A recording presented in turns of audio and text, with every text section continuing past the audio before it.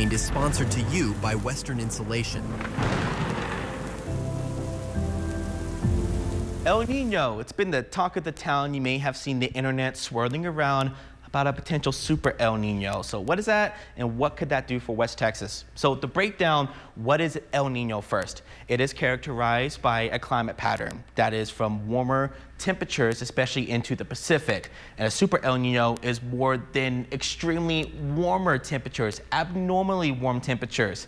To get a little Pacific, this is over into the equatorial Pacific where those warmer waters, those can affect our jet stream. It gives us a bit more storm systems. With that active jet stream, it could actually create more of an unfavorable environment for hurricane activity, more particularly into the Atlantic, increase wind shear, tear up the structure of hurricanes. But over into the Pacific, we could actually see more of increased coverage in terms of hurricanes that could lead us to a more wetter than average fall, spring, possibly even in towards winter, and sometimes some cooler temperatures as well. So the forecast right now, as we head in towards the next couple months, at least between the dynamical models, pretty much the ensembles, we're looking into new statistical models, so like your GFS, your European models, they're leading to at least be into well above an El Niño threshold of 0.5 degrees, which is that temperature, the warmer waters in the Pacific by the time we head into the next couple months. And at least when it comes to the dynamical models,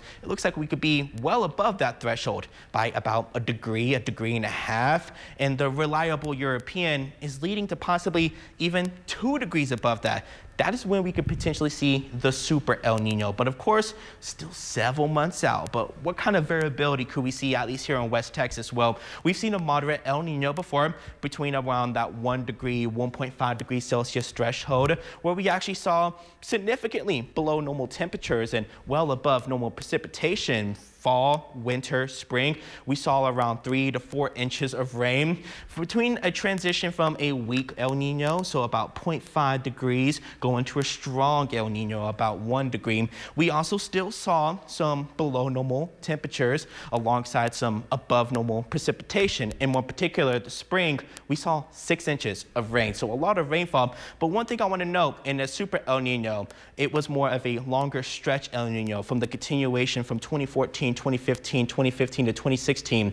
We still saw those above normal temperatures, but only by a small margin, but still well above normal in terms of precipitation. So at least heading into the next couple months, once we get into El Niño, we could see a bit more variability possibly when it comes to temperatures. But it looks like in terms of precipitation, it looks like we could actually stay above average for West Texas. Back to you.